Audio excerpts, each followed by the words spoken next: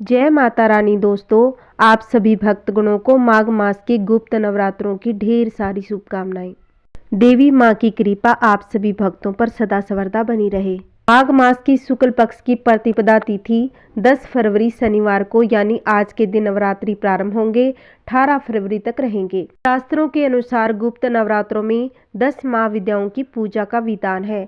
इन 9 दिनों में साधक देवियों को कठिन भक्ति से प्रसन्न करते हैं। माँ प्रसन्न होकर व्यक्ति के सभी मनोकामनाएं पूर्ण कर देती है। शास्त्रों में कहा जाता है कि गुप्त नवरात्रि में दुर्गा सप्तशती के 13 अध्यायों का पाठ करने से धन धान्य संतान सुख की प्राप्ति होती है। आज के हमारी इस वीडियो में गुप्त नवरात्रि के पहले दिन की कथा और दुर्गा सप्तशती का पहला अध्याय सुनाया जाएगा। अगर आपको वीडियो अच्छी लगे तो लाइक, शेयर, कमेंट, सब्सक्राइब करना ना भूले। या देवी सर्वभूतेषु माँ कालरात्रि रूपेण संस्थिता नमस्तस्यै नमस्तस्यै नमस्तस्यै नमो नमः। आइए हम आज की कथा सुनते हैं। इस कथा के अनुसार एक बार श्रृंगी ऋषि अपने भक्तजनों के बीच में बैठकर उनकी शंकाओं का समाधान कर रहे थे।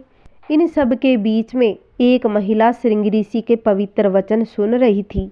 महिलाएं अपने पति से काफी परेशान थी।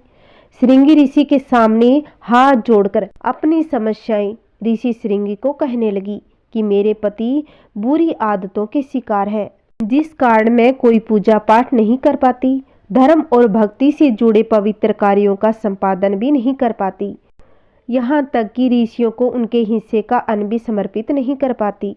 मेरा पति मांसाहारी है, जुआरी है, लेकिन मैं माँ दुर्गा की सेवा करना चाहती हूँ। उनकी भक्ति साधना से अपने और परिवार के जीवन को सफल बनाना चाहती हूँ। ऋषि श्रृंगी महिला के भक्ति भाव से बहुत ही प्रभावित हुए। ऋषि ने उस स्त्री को आदरपूर्वक उपाय बताते हुए कहा कि चैत्र नवरात्रि और शारदीय नवरात्रि से तो आम जनता परिचित है, लेकिन इसके अतिरिक्त 2 नवरात्रि और भी होते हैं जिन्हें गुप्त नवरात्रि कहा जाता है। उन्होंने कहा कि प्रकट नवरात्रों में 9 देवियों की उपासना होती है और गुप्त नवरात्रों में 10 महाविद्याओं की साधना की जाती है। इन नवरात्रों की प्रमुख देवी स्वरूप का नाम सर्वेश्वरकारिणी देवी है। यदि इन गुप्त नवरात्रि में कोई भी भक्त माता दुर्गा की पूजा साधना करता है तो माँ उसके जीवन को सफल बना देती है। ऋषि श्रृंगी ने आगे कहा कि लोभी, कामी और वैष्णव मांसाहारी अथवा पूजा पाठ न कर सकने वाला भी यदि गुप्त नवरात्रों में माता की पूजा कर लेता है तो उसे जीवन में कुछ और करने की आवश्यकता ही नहीं। उस महिला ने ऋषि श्रृंगी के वचनों पर पूर्ण श्रद्धा करते हुए गुप्त नवरात्रि की पूजा की। देवी माँ उस महिला की पूजा से प्रसन्न हुई। उस स्त्री के जीवन में परिवर्तन आने लगा। उसके घर में सुख शांति आ गई। जो उसका पति गलत रास्ते पर था, सही रास्ते पर आ गया। गुप्त नवरात्रि की माता की आराधना करने से उनका जीवन पुण्य सुख प्रसन्नता से भर गया। बोलिए माता रानी की जय हो। आइए भक्तों, अब हम दुर्गा सप्तशती का पहला अध्याय रसपान करते हैं, जो मेधा ऋषि का राजा सूरथ और समाधि को भगवती की कथा महिमा बताते हुए मधु केटव वध का प्रसंग सुनाया है। मार्कंडेय जी बोले कि सूर्य के पुत्र सावर्णी जो 8वें मनु कहे जाते हैं, उनकी उत्पत्ति की कथा विस्तार पूर्वक कहता हूँ, ध्यान लगाकर सुनो।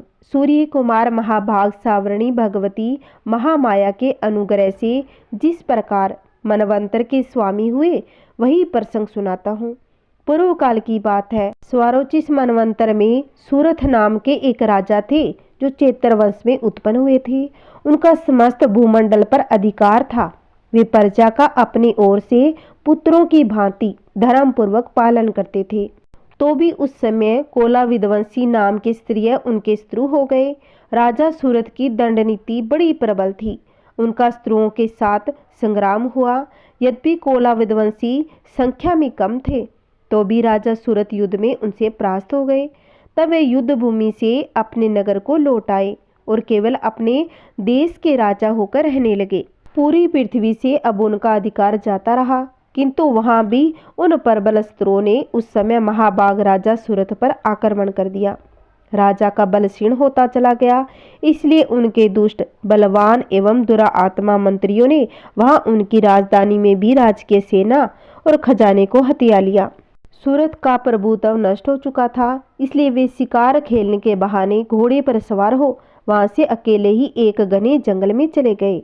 वहां उन्होंने वीरपवर मेधा मुनि का आश्रम देखा, जहाँ कितने ही हिंसक जीव अपनी स्वाभाविक हिंसावृत्ति छोड़कर परम शांत भाव से रहते थे। मुनि के बहुत से शिष्य उस वन की शोभा बढ़ा रहे थे। वहां जाने पर मुनि ने उनका सत्कार किया और वे मुनि श्रेष्ठ के आश्रम पर इधर उधर विचरते हुए कुछ काल तक वहीं रहे। फिर ममता से वशीभूत होकर वहां इस प्रकार चिंता करने लगे, पूर्व काल में मेरे पूर्वजों ने जिनका पालन किया था वही नगर आज मुझसे रहित है। पता नहीं मेरे दुराचारी भृत्यगण उसकी धर्मपूर्वक रक्षा करते हैं या नहीं। जो सदा मद की वर्षा करने वाला और सूरवीर था, वह मेरा प्रधान हाथी अब स्त्रों के अधीन होकर न जाने किन भोगों को भोगता होगा। जो लोग मेरी कृपा, धन और भोजन पाने से सदा मेरे पीछे पीछे चलते थे, वे निश्चय ही अब दूसरे राजाओं का अनुसरण करते होंगे। उन लोगों के द्वारा सदा खर्च होते रहने के कारण अत्यंत कष्ट से जमा किया हुआ मेरा वह खजाना खाली हो जाएगा। ये तथा और भी कई बातें सूरत निरंतर सोचते रहते थे। एक दिन उन्होंने वहां वीरपवर मेधा के आश्रम के निकट एक वेश्या को देखा। उससे पूछा, भाई तुम कौन हो? यहाँ तुम्हारे आने का क्या कारण है? तुम क्यों शोकग्रस्त और अनमने मन से दिखाई देते हो? राजा सूरत का यह प्रेम पूर्वक कहा हुआ वचन सुनकर वेश्या ने विनती भाव से उन्हें प्रणाम करके कहा। वेश्या बोला कि राजन, मैं धनियों के कुल में उत्पन्न हुआ एक वेश्या हूँ। मेरा नाम समाधि है। मेरे दुष्ट स्त्री पुत्रों ने धन के लोभ से मुझे घर से बाहर निकाल दिया। मैं इस समय धन, स्त्री और पुत्रों से वंचित हूँ। मेरे विश्वसनीय बंधुओं ने मेरा ही धन लेकर मुझे दूर कर दिया, इसलिए दुखी होकर मैं वन में चला आया। यहाँ रहकर मैं इस बात को नहीं जानता कि मेरे पुत्रों की, स्त्री की और परिवारजनों की कुशल है या नहीं। इस समय घर में वे कुशल रहते होंगे अथवा उन्हें कोई कष्ट है। वे मेरे पुत्र कैसे हैं? क्या वे सदाचारी है अथवा दुराचारी हो गए हैं? राजा ने पूछा, जिन लोभी स्त्री पुत्र आदि ने धन के कारण तुम्हें घर से निकाल दिया, उनके प्रति तुम्हारे चित्त में इतना स्नेह का बंधन क्यों है? वेश्या बोला, आप मेरे विषय में जैसी बात कहते हैं वह सब ठीक है, किंतु क्या करूं? मेरा मन निष्ठुरता नहीं धारण करता। जिन्होंने धन के लोभ में पड़कर पिता के प्रति स्नेह, पति के प्रति प्रेम तथा आत्मीय जन के प्रति अनुराग को तिलांजलि देकर मुझे घर से निकाल दिया, उन्हीं के प्रति मेरे हृदय में इतना प्यार है। हे महामते, गुणहीन बंधुओं के प्रति भी जो मेरा चित्त इस प्रकार प्रेम मगन हो गया है, यह क्या है? इस बात को मैं जानकर भी नहीं जान पाता। उनके लिए मैं लंबी सांसें ले रहा हूँ। मेरा हृदय अत्यंत दुखित हो गया है। उन लोगों में प्रेम का स्वर्दा अभाव है, तो भी उनके प्रति जो मेरा मन निष्ठुर नहीं हो पाता, इसके लिए क्या करूं? मार्कंडेय जी कहते हैं कि हे ब्राह्मण, तदंतर राजाओं में श्रेष्ठ सूरत और वह समाधि नामक वेश्या दोनों साथ साथ मेधा मुनि की सेवा में उपस्थित हुए। उनके साथ यथा योग्य न्याय अनुकूल विनयपूर्व बर्ताव करके बैठे। उसके बाद वेश्या और राजा ने कुछ वार्तालाप प्रारंभ कर दी। राजा ने कहा कि भगवान, मैं आपसे एक बात पूछना चाहता हूँ, उसे बताइए। मेरा चित्त अपने अधीन न होने के कारण वह बात मेरे मन को बहुत दुखी कर देती है। जो राज्य मेरे हाथ से चला गया, उसमें और उसके संपूर्ण अंगों में मेरी ममता बनी हुई है। मुनि श्रेष्ठ, यह जानते हुए भी कि वह मेरा नहीं है, अज्ञान की भांति मुझे उसके लिए दुख होता है। यह क्या है? इधर यह वेश्या भी घर से अपमानित होकर आया है। इसके पुत्र, पत्नी और भाइयों ने इसे छोड़ दिया है। परिवारजन भी इसका परित्याग कर दिया है, तो भी यह उनके प्रति हृदय से स्नेह रखता है। इस प्रकार यह तथा मैं दोनों भी बहुत दुखी हैं, जिसमें प्रत्यक्ष दोष देखा गया है। उस विषय के लिए भी हमारे मन में ममता जनित आकर्षण पैदा हो गया है। महाभाग, हम दोनों समझदार हैं, तो भी हम में जो मोह पैदा हुआ है, ये क्या है? विवेक शून्य पुरुष की भांति मुझ में और इसमें भी यह मूढ़ता प्रत्यक्ष दिखाई देती है। ऋषि बोले कि हे महाभाग, विषय मार्ग का ज्ञान सब जीवों को है, इसी प्रकार विषय भी सबके लिए अलग अलग है। जो प्राणी दिन में नहीं देखते और दूसरे रात में नहीं देखते, तथा कुछ जीव ऐसे हैं जो दिन और रात्रि में भी बराबर ही देखते हैं। यह ठीक है कि मनुष्य समझदार होते हैं, किंतु केवल वे ही ऐसे नहीं होते। पशु, पक्षी और मृग आदि सभी प्राणी समझदार होते हैं। मनुष्यों की समझ भी वैसी ही होती है जैसी उन मृग और पक्षियों की होती है, तथा जैसी मनुष्यों की होती है वैसी ही उन मृग, पक्षी आदि की होती है। यह तथा अन्य बातें भी प्राय दोनों में समान है। समझ होने पर भी इन पक्षियों को देखो, ये स्वयं भूख से पीड़ित होते हुए भी मोहवश बच्चों की चोंच में कितने चाव से अन्न के दाने डाल रहे हैं। नर श्रेष्ठ, क्या तुम नहीं देखते कि ये मनुष्य समझदार होते हुए भी लोभवश अपने किए हुए उपकार का बदला पाने के लिए पुत्रों की अभिलाषा करते हैं। यद्यपि उन सब में समझ की कमी नहीं है, तथापि वे संसार की जन्म मरण की परंपरा बनाए रखने वाले भगवती महामाया के प्रभाव द्वारा ममतामय भंवर से मुक्त होने के गहरे गर्त में गिराए गए हैं। इसलिए इसमें आश्चर्य नहीं करना चाहिए। हे जगदीश्वर, भगवान विष्णु की योग निंद्रा रूपा जो भगवती महामाया है, उन्हीं से यह जगत मोहित हो गया है। वे भगवती महामाया देवी ज्ञानियों के भी चित्त को बलपूर्वक खींचकर मोह में डाल देती है। वे ही इस संपूर्ण चराचर जगत की सृष्टि करती है। वे ही प्रसन्न होने पर मनुष्यों को मुक्ति के लिए वरदान देती है। वे ही पराविद्या, संसार बंधन मोह की हेतुभूता सनातनी देवी तथा संपूर्ण ईश्वरों की भी अधीश्वरी है। राजा ने पूछा कि हे भगवान, जिसे आप महामाया कहते हैं, वे देवी कौन है? ब्राह्मण, उनका आविर्भाव कैसे हुआ था तथा उनके चरित्र कौन कौन है? ब्रह्मावेताओं में श्रेष्ठ महेश्वर उन देवी का जैसा प्रभाव हो, जैसा स्वरूप हो, जिस प्रकार प्रादुर्भाव हुआ हो, वह सब मैं आपके मुख से सुनना चाहता हूँ। ऋषि बोले कि राजन, वास्तव में तो वे देवी नित्य स्वरूपा ही है। संपूर्ण जगत उन्हीं का रूप है तथा उन्होंने समस्त विश्व को व्याप्त कर रखा है, तथापि उनका पारकट्य अनेक प्रकार से होता है। वे मुझसे सुनो। वे नित्य और अजन्मा है, तथापि जब देवताओं का कार्य सिद्ध करने के लिए प्रकट होती है, उस समय लोकों में उत्पन्न हुई कहलाती है। कल्प के अंत में जब संपूर्ण जगत कलावरण में निमग्न हो रहा था, सबके प्रभु भगवान विष्णु शेषनाग की शैया बिछाकर योग निद्रा का आश्रय ले सो रहे थे।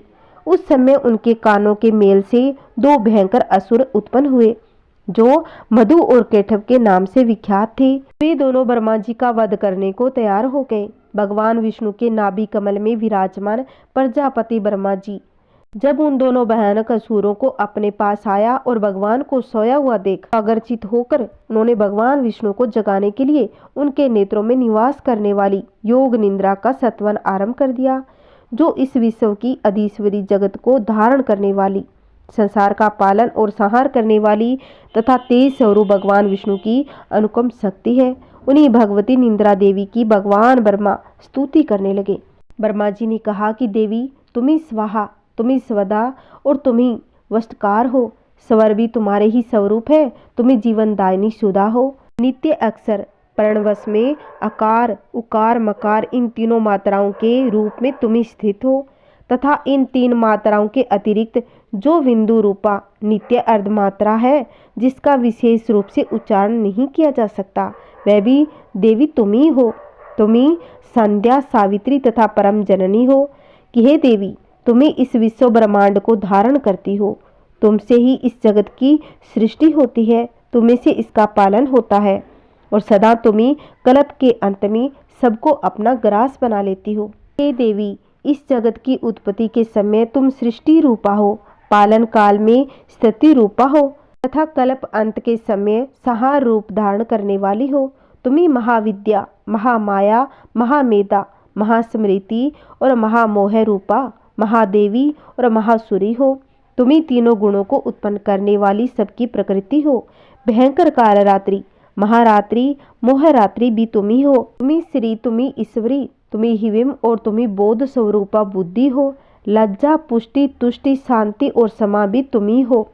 तुम खंड धारणी, शूल धारणी, घोर रूपा तथा गदा, चक्र, शंख और धनुष धारण करने वाली हो। तुम सौम्य और सौम्यतर हो। इतना ही नहीं, जितने भी सौम्य एवं सुंदर पदार्थ है, उन सब की अपेक्षा तुम अत्यधिक सुंदरी हो। पर और अपर सबके परे रहने वाली परमेश्वरी तुम ही हो। सर्वस्वरूप देवी, कहीं भी सत असत रूप जो कुछ वस्तुएं हैं उन सब की जो शक्ति है वह तुम ही हो। ऐसी अवस्था में तुम्हारी स्तुति क्या हो सकती है। जो इस जगत की सृष्टि, पालन और संहार करते हैं, उन भगवान को भी जब तुमने निंद्रा के अधीन कर दिया है, तब तुम्हारी स्तुति करने में यहाँ कौन समर्थ हो सकता है। मुझको, भगवान शंकर को तथा भगवान विष्णु को भी तुमने ही शरीर धारण कराया है, अतः तुम्हारी स्तुति करने की शक्ति किसमें है। हे देवी, तुम तो अपने इस उदार प्रभाव से ही प्रशंसित हो। जो असुर मधु और केटभ है, इनको मोह में डाल दो और जगदीश्वर भगवान विष्णु को शीघ्र ही जगा दो। साथ ही इनके भीतर इन दोनों महान असुरों को मार डालने की बुद्धि उत्पन्न कर दो। ऋषि कहते हैं कि राजन, जब ब्रह्मा जी ने वहां मधु और केटभ को मारने के उद्देश्य से भगवान विष्णु को जगाने के लिए तपोगुण की अधिराष्ट्रीय देवी योग निंद्रा की इस प्रकार स्तुति की, तब वे भगवान के नेत्र, मुख, नासिका, बाहु, हृदय और वक्षस्थल से निकलकर ब्रह्मा जी की दृष्टि के समक्ष खड़ी हो गई। योग निंद्रा से मुक्त होने पर जगत के स्वामी भगवान जनार्दन उस एकावरण के जल में शेषना की शैया से जाग उठे। फिर उन्होंने उन दोनों असुरों को देखा। वे दूरा आत्मा मधु और केटभ अत्यंत बलवान तथा पराक्रमी थे। वे क्रोध से लाल आंखें किए ब्रह्मा जी को खा जाने के लिए उद्योग कर रहे थे। तब भगवान श्री हरि ने उठकर उन दोनों के साथ 5000 वर्षों तक केवल बाहु युद्ध किया। वे दोनों भी अत्यंत बल के कारण उन्मत्त हो रहे थे। इधर महामाया ने भी उन्हें मोह में डाल रखा था, इसलिए वे भगवान विष्णु से कहने लगे, हम तुम्हारी वीरता से संतुष्ट हैं, तुम हम लोगों से कोई वरदान मांगो। श्री भगवान बोले, यदि तुम दोनों मुझ पर प्रसन्न हो तो हम मेरे हाथ से मारे जाओ। बस इतना सा ही मैंने वर मांगा है, यहाँ दूसरे किसी वर से क्या लेना। ऋषि कहते हैं, इस प्रकार धोखे में आ जाने पर जब उन्होंने संपूर्ण जगत में जल ही जल देखा, तब कमल नयन भगवान से कहा, जहाँ पृथ्वी जल में डूबी हुई न हो, जहाँ सूखा स्थान हो, वहीं हमारा वध करो। ऋषि कहते हैं, तब तथास्तु कहकर शंख, चक्कर और गदा धारण करने वाले भगवान ने उन दोनों के मस्तक अपनी जंघा पर रखकर चक्कर से काट डाले। इस प्रकार ये देवी महामाया ब्रह्मा जी की स्तुति करने पर स्वयं प्रकट हुई थी। अब पुण्य तुमसे उनके प्रभाव का वर्णन करता हूँ, सो सुनो। आगे की कथा हम कल की वीडियो में रसपान करेंगे। जय श्री कृष्णा, राधे राधे।